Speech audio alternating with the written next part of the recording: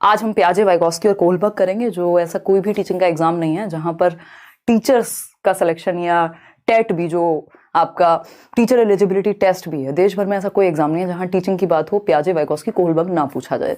तो समझेंगे, स्पेशली अगर हम बात सीटेट की कर रहे हैं तो कम से कम भी 5 से 6 नंबर में ये 3 थियरीज आती हैं।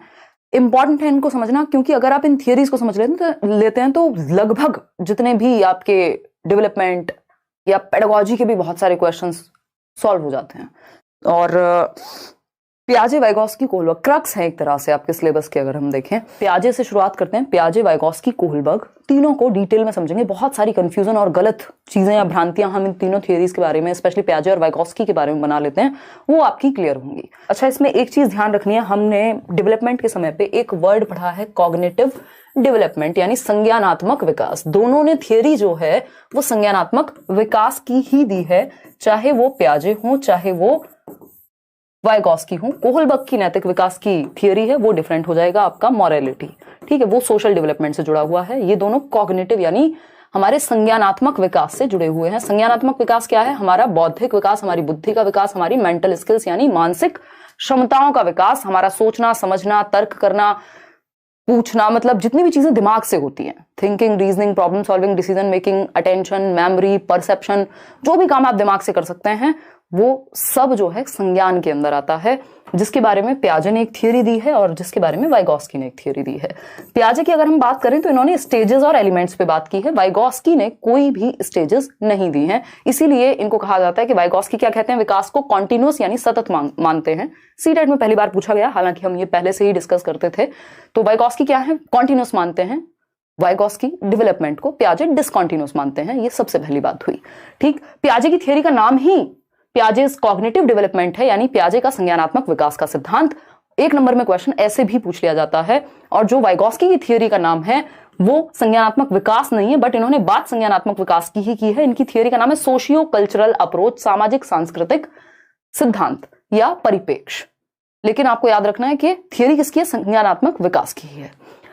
स्टार्ट करते हैं पियाजे से। और पियाजे जो हैं बहुत फेमस हैं आप लोगों के बीच, है ना। कई लोगों ने तो पेजेस बनाए हुए हैं, कमेंट्स में कई लोग कमेंट करते हैं पियाजे चचा स्विट्जरलैंड वाले।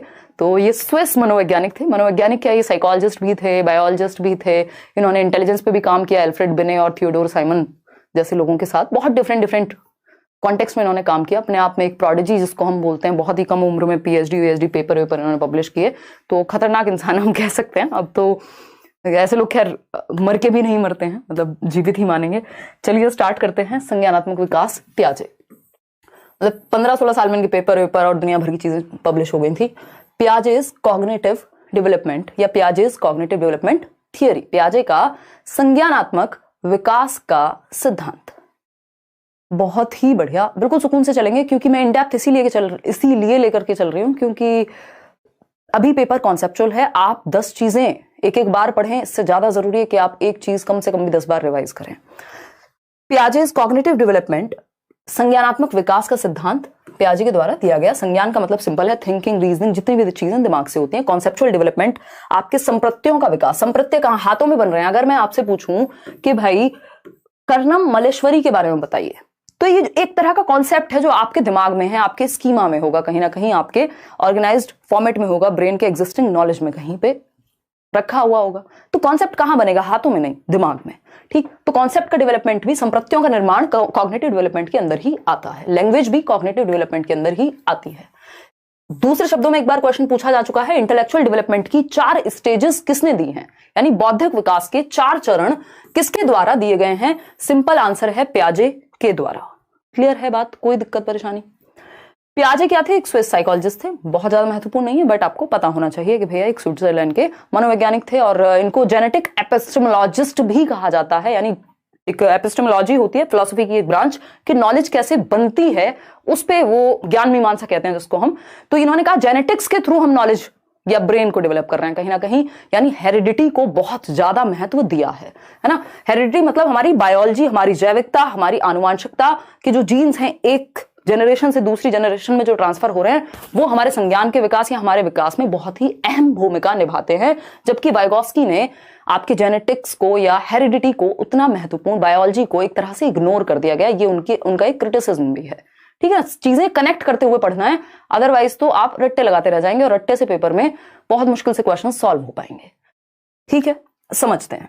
अगर हम बात करें कि बच्चों को क्या कहा इन्होंने, लिटिल साइंटिस्ट कहा, यानी नन्हे वैज्ञानिक हैं बच्चे। वैज्ञानिक क्या करते हैं, बहुत क्यूरियस होते हैं हर चीज को लेकर के, जो भी चीजें उनके एनवायरमेंट में हो रही होती हैं, जिस भी प्रॉब्लम को वो सॉल्व कर रहे होते हैं, बहुत जिज्ञासु होते हैं, क्वेश्चनिंग माइंडसेट होता है, इंक्वायरी करते हैं, एक्सप्लोरर्स होते हैं, है ना, डोरा द एक्सप्लोरर नहीं, नॉर्मल एक्सप्लोरर होते हैं, जो अन्वेषण करें, है ना, जो खोज करें, डिस्कवरी करें आसपास। ठीक, तो एक्सप्लोर करते हैं बच्चे, क्या है, नन्हे वैज्ञानिक हैं, यानी छोटे वैज्ञानिक है। उनको आप बॉटल दे दो, उसको भी तोड़ फोड़ के, मुझे याद है बचपन में एक पेन मिला था, ये कहानी शायद मैंने डिटेल में सुनाई हुई है आपको कभी, तो पेन मिला था, तो मैंने वो वैसे टिक टैक वाला पेन था और बड़ा अच्छा पेन था वो, पहली बार अच्छा सुंदर सा पेन मैंने लिया था उस तरह का, और कुछ देर बाद मैंने उसको रेत वेत में और इधर उधर खोल खाल के पता नहीं उसका क्या बन गया था, वो चल नहीं पाया था, मुझे दुख हुआ था, लेकिन मेरी डिस्कवरी उस समय पे हो गई होगी। मैं एक लिटिल साइंटिस्ट थी, आप सभी भी रहे होंगे बचपन में, छोटी सी बात है जिसको आप याद रख सकते हैं।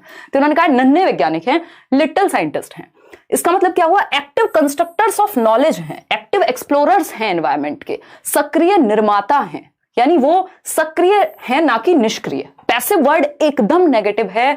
जो भी बात बच्चे को सेंटर में रख के करेंगे, जैसे कि प्याजे हैं, बच्चे को सेंटर में रखते हैं, कहीं ना कहीं उसकी एक्टिविटीज को सेंटर में रखते हैं, तो पैसिविटी तो दूर दूर तक नहीं रहेगी। बहुत ही ज्यादा नेगेटिव वर्ड है पूरे एग्जाम के लिए आपके। तो निष्क्रिय तो हो नहीं सकते बच्चे के, बस बैठे हुए हैं और टीचर कुछ कुछ सुना रहे हैं और नींद आ गई, एक नींद ले ली, खाना खा लिया, लंच कर लिया, साथ में बैठे बैठे क्लास में सब कुछ कर लिया, बस पढ़ नहीं रहे हैं, ऐसा नहीं है। बच्चे क्या है, सक्रिय हैं, वो एक्टिवली इन्वॉल्व हैं क्लासरूम में या दुनिया में, तो वो ज्ञान के सक्रिय निर्माता हैं, वो अपने ज्ञान का निर्माण एक्टिविटी करके कर रहे हैं दुनिया में। इतनी बात क्लियर है हमें। ये छोटी छोटी बातें हैं। एक्टिव कंस्ट्रक्टर्स हो गए, बिल्डर्स ऑफ नॉलेज इनको कहा, ज्ञान के सक्रिय निर्माता। इंग्लिश में, हिंदी में कई शब्द इसको लेकर के हैं। ठीक, छोटी सी बात है, कोई बहुत बड़ी बात नहीं है। मैं फिर से रिपीट करूंगी एक बार, कोई जल्दी नहीं है। प्याजे को अगर अच्छे से समझ लिया, वाइगॉस्की भी अच्छे से समझ में आ जाएंगे, कोलबर्ग तो अपने आप में अलग चीज हो जाती है। तो प्याजे ने, वैसे तो इन्होंने मॉरल डेवलपमेंट पे भी काम किया था, बट वो थियरी कंप्लीट नहीं थी, तो जनरली पूछी नहीं जाती बहुत बार। तो कॉग्निटिव डेवलपमेंट यानी संज्ञानात्मक विकास, इसी को इंटेलेक्चुअल डेवलपमेंट कह रहे हैं। एक्टिव एक्सप्लोरर्स हैं एनवायरमेंट के, एक्टिव बिल्डर्स ऑफ नॉलेज हैं, लिटिल साइंटिस्ट हैं, ये सब बातें हम मान रहे हैं। और प्याजे क्या है, एक रेडिकल कंस्ट्रक्टिविस्ट हैं, रचनावादी हैं। तभी तो वो कह रहे हैं ना, बच्चा रचना करके सीखेगा। तो रचना करके कौन कहेगा सीखेगा, जो कंस्ट्रक्टिविज्म में, रचनावाद में विश्वास रखता होगा, है ना। प्याजे क्या है, रेडिकल कंस्ट्रक्टिविस्ट हैं, और वाइगॉस्की क्या है, वो सोशियो कंस्ट्रक्टिविस्ट हैं, वो समाज के द्वारा कंस्ट्रक्शन की बात करते हैं। ये बच्चे की इंडिपेंडेंट एक्टिविटीज के द्वारा, उसकी स्वतंत्र क्रियाओं के द्वारा ज्ञान के सृजन की बात करते हैं। ये डिफरेंस है मेन प्याजे और वाइगॉस्की में। अगर हम कहें तो प्याजे एक कंस्ट्रक्टिविस्ट हैं। 2 मिनट देकर के इसको समझेंगे, एक क्वेश्चन यहां से भी सीधा सीधा आता है। कंस्ट्रक्टिविज्म क्या है, अभी जब आप सीटेट कर लेंगे या कर चुके हैं जितने भी लोग, तो कंस्ट्रक्टिविज्म या स्कूल्स ऑफ साइकोलॉजी एक चैप्टर है। अगर आपने मेरी नोट्स की बुक भी देखी है, अभी आउट ऑफ स्टॉक है, आ जाएगी 1-2 दिन में।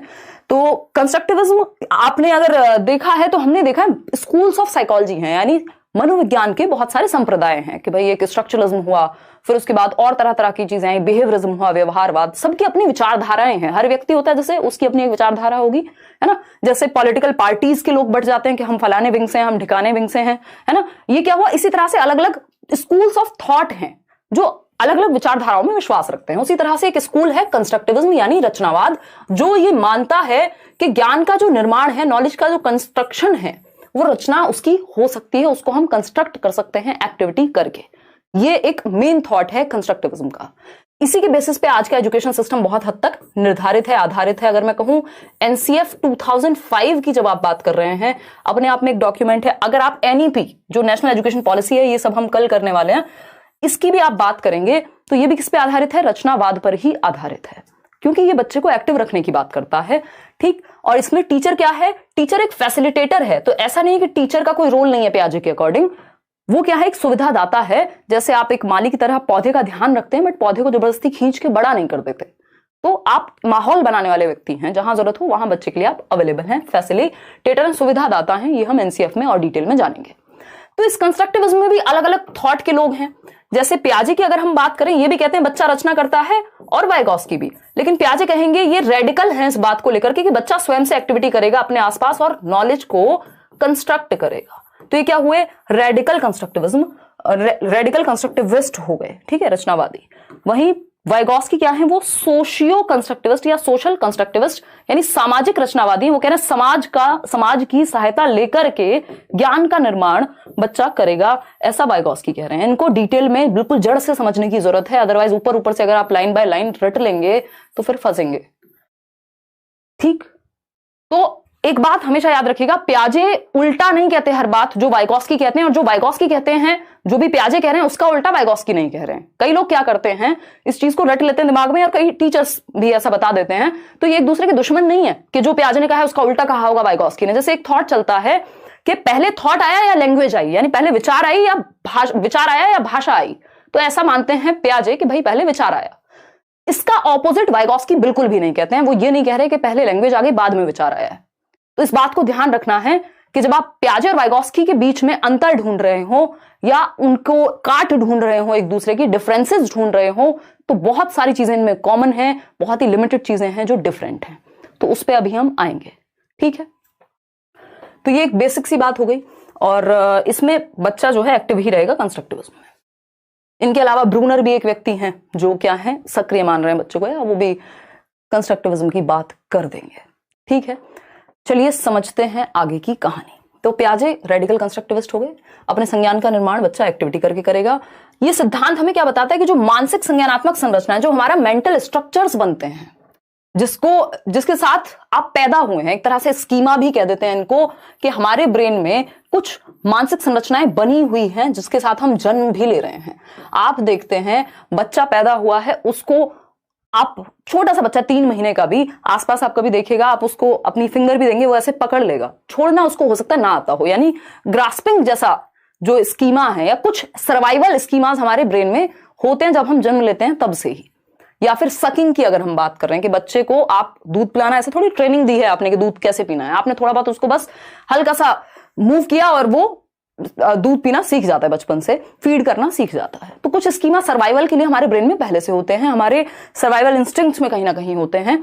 स्कीमा क्या है, ये सिंपल मानसिक संरचना है, संज्ञानात्मक संरचनाएं हैं, एग्जिस्टिंग नॉलेज है जो ब्रेन में आपकी संरचना बनी हुई है। आप मुझे पहचान पा रहे हैं क्योंकि आपके ब्रेन में एक स्कीमा है मुझे लेकर के, ठीक है। कोई दिक्कत परेशानी? 15 साल की उम्र तक अधिकतम विकास जो है संज्ञानात्मक पक्ष में हो जाएगा, ऐसा प्याजे कह रहे हैं। इनकी जो स्टेजेस हैं वो जन्म से शुरू होकर के 15 साल पे खत्म हो जाती हैं। मतलब ऐसा नहीं कि 15 साल के बाद विकास होना बंद हो गया, लेकिन ये 15 साल तक की ही उम्र का विश्लेषण दे रहे हैं, और जो सिलेबस है आपका ज्यादातर चीजें इन पे आधारित है। आप देखते हैं कि एज के अकॉर्डिंग सिलेबस डिजाइन होता है। ऐसा तो नहीं है कि 7th क्लास का बच्चा है तो आपको पता होता है कि यार इस उम्र का बच्चा होगा, कहीं 14 साल के आसपास, 12 साल के आसपास, 13 साल के आसपास का बच्चा होगा, तो उसकी जो मेंटल एबिलिटीज होंगी उसके हिसाब से आपको एनसीईआरटीज में भी एग्जांपल्स मिलते हैं, उसकी एज को ध्यान में रख करके बनाई जा रही हैं किताबें। तो एज को ये महत्वपूर्ण मानते हैं, हेरिडिटी को ये महत्वपूर्ण मानते हैं, ठीक। और 15 साल तक मैक्सिमम डेवलपमेंट यहां पे हो जाएगा। अब क्योंकि इन्होंने स्टेजेस में तोड़ दिया है विकास को, इसीलिए कि भाई 4 स्टेजेस मान लीजिए दी हैं, 4 स्टेजेस इन्होंने दी हैं, तो पहली स्टेज में इतना विकास, ये क्षमताएं आ गई, उससे ऊपर थोड़ा और हुआ, फिर और हुआ, और मैक्सिमम डेवलपमेंट आपका 15 साल तक हो गया संज्ञान का। उसके बाद तो आप डेवलप करते रहेंगे। इसीलिए इन्होंने विकास को अनिरंतर यानी डिसकॉन्टिन्यूअस बताया है। जो व्यक्ति स्टेजेस की बात करेगा, जो व्यक्ति चरणों में बांट करके विकास की बात करेगा, वो कहीं ना कहीं डिसकॉन्टिन्यूअस तो मान ही रहा होगा। जनरली हम क्या पढ़ते हैं, development is a continuous process, यानी सतत प्रक्रिया है। लेकिन जब हम बात प्याजे की कर रहे हैं, क्योंकि ये सब्जेक्ट जो है आपका मनोविज्ञान है या बाल विकास है, ये मैथ्स नहीं है कि 2+2 हमेशा 4 ही होगा, है ना। तो ये डिसकॉन्टिन्यूअस कैसे होगा? कॉन्टिन्यूअस भी है डेवलपमेंट, डिसकॉन्टिन्यूअस भी है। ज्यादातर जो लोग हैं वो ये मानेंगे कि विकास एक कॉन्टिन्यूअस प्रक्रिया है, लेकिन जब हम प्याजे की बात कर रहे हैं तो इन्होंने डिसकॉन्टिन्यूअस माना। क्यों? क्योंकि स्टेजेस में तोड़ तोड़ के बात कर रहे हैं कि इस स्टेज में इतना, फिर इसमें इतना, फिर इसमें इतना, यानी असतत है जो विकास की प्रक्रिया है प्याजे के अनुसार। इसका उल्टा है, वाइगॉस्की कहते हैं कॉन्टिन्यूअस है, क्योंकि उन्होंने किसी एज या स्टेज की बात नहीं की है, ठीक। कलेक्टिव मोनोलॉग नाम की एक चीज है, 3 से 5 वर्ष में आती है, प्री ऑपरेशनल स्टेज। अभी आप आगे पढ़ेंगे, इस पे क्वेश्चन इस बार पूछा हुआ है। सामूहिक एकालाप, यानी सारे बच्चे आपस में बैठे हुए हैं और सब कुछ बातें कर रहे हैं, कोई किसी से बात नहीं कर रहा, बट सब बोल रहे हैं एक साथ। जैसे पूरा स्कूल मान लीजिए 2 एकम 2, 2 दूनी 4 गा रहा हो, तो वो कलेक्टिव मोनोलॉग है, कोई किसी से बात नहीं कर रहा लेकिन आवाज सबकी आ रही है। प्याजे की अगर हम बात करें, इन्होंने 4 स्टेजेस दी ही है। उससे पहले इन्होंने 4 एलिमेंट्स दिए हैं, जिसको कई लोग मिस कर जाते हैं, उस चक्कर में फिर ये थियरी कंप्लीट समझ में नहीं आ पाती, ठीक। 4 एलिमेंट्स दिए हैं इन्होंने डेवलपमेंट के। ये 4 स्टेजेस या 4 चरण नहीं है, ये 4 तत्व हैं जिनको महत्वपूर्ण माना प्याजे ने। क्या है ये तत्व हैं जो संज्ञानात्मक विकास में महत्वपूर्ण भूमिका निभाते हैं। MESE ये एक निमोनिक है, शॉर्टकट्स हैं जो हमने छोटी छोटी ट्रिक्स लगभग हर एक थियरी के लिए बनाई हुई हैं। और अभी यूट्यूब की दुनिया में या ऑफलाइन में भी ऐसा होता है, बहुत बार लोग आते हैं मीटअप वगैरह में, बहुत भरपूर यूज इसका लोग करते हैं। कई लोग क्रेडिट देते हैं लेट्स लर्न को या मुझे, या कई लोग नहीं भी देते हैं, but how does it matter, अगर आपका फायदा हो रहा है बाकी सारी चीजें सेकेंडरी हैं। ठीक, तो ये MESE की जब हम बात कर रहे हैं, यानी ये क्या है, 4 तत्व हैं। फर्स्ट M जिसका मतलब है मैचुरेशन यानी परिपक्वता, इसको दूसरे शब्दों में हेरिडिटी या जेनेटिक्स कह सकते हैं कि विकास की जो प्रक्रिया है वो हेरिडिटी से, आपके अंदर कुछ क्षमताएं हैं, एक मेच्योरिटी आ रही है। परिपक्वता का मतलब ही है एक प्रक्रिया जो हाईली रिलेटेड है आपकी हेरिडिटी से या बायोलॉजिकल प्रोसेस से, कि आपकी टांगें तो जन्म से थी लेकिन उनमें चलने की जो क्षमता आई वो मेच्योरिटी के साथ आई। तो ये हेरिडिटी से जुड़ी हुई एक प्रक्रिया है, हाईली रिलेटेड टू हेरिडिटी माना जाता है परिपक्वता को, जो एज के साथ आती हैं कुछ चीजें, और इसी हिसाब से हम सिलेबस वगैरह डिजाइन करते हैं, करिकुलम आपका डिजाइन होता है। तो ये प्याजे कह रहे हैं कि परिपक्वता यानी हेरिडिटी या जेनेटिकल जो फैक्टर्स हैं, मैचुरेशन है, वो बहुत महत्वपूर्ण है बच्चे को सिखाने में। आप एक 7 साल के बच्चे को 17 साल की उम्र की चीजें अगर सिखाएंगे तो ऐसा हो सकता है कि वो ना सीख पाए। ठीक। E फॉर एक्सपीरियंस, आप साइकिल चलाने के लिए भी पहले देखते हैं ना कि बच्चे के वो पैर हाथ उतने परिपक्व हुए हैं कि नहीं हुए। इसी तरह से ब्रेन भी आपका टाइम के साथ परिपक्व होता है। E फॉर एक्सपीरियंस यानी अनुभव, आपको जो दुनिया में अनुभव मिलेगा वो भी आपके संज्ञान को, आपकी बुद्धि को बेहतर बनाने में सहायक होगा। इस अनुभव का दूसरा नाम एक्टिविटी है। कई बार पेपर में एक्टिविटी लिख देगा, कई बार पेपर में आपका एक्सपीरियंस लिख देगा। ठीक है इतनी बात, या कोई दिक्कत परेशानी है? हाँ ठीक है। सुमित क्या कह रहे हो? सितंबर वाला बैच, सुमित अगर सितंबर तक कोई बैच लिया है पेडागोजी स्पेशल या कुछ भी, तो उसमें अगर कुछ एक्स्ट्रा चीज होगी वो डलवा दिया जाएगा। उससे पहले वाले बैचेस में ऐसा नहीं हो पाएगा। चलिए अगर हम बात करते हैं S की, तो सोशल एक्सपीरियंस, सोशल इंटरेक्शन, यानी प्याजी ये नहीं कह रहे हैं कि समाज बिल्कुल खराब चीज है बच्चे के विकास में, ये कह रहे हैं आप दुनिया में इंटरेक्ट तो कर ही रहे हैं, अंतःक्रिया तो कर ही रहे हैं और अपनी समझ बना रहे हैं, ऐसा नहीं दूसरों की समझ को भर ले रहे हैं अपने अंदर। तो ये हुआ सोशल इंटरेक्शन।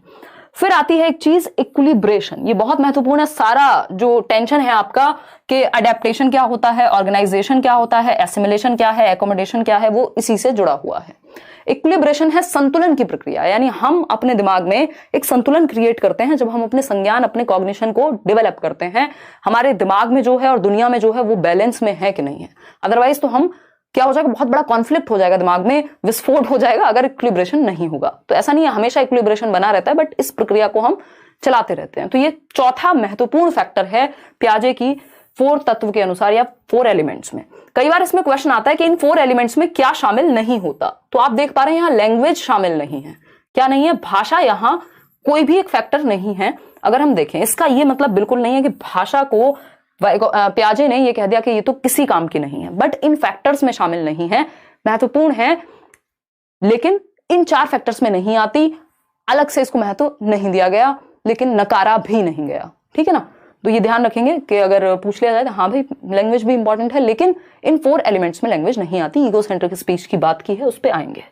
तो ये 4 फैक्टर्स हैं, MESE, maturation, experience, social interaction और इक्विलिब्रेशन।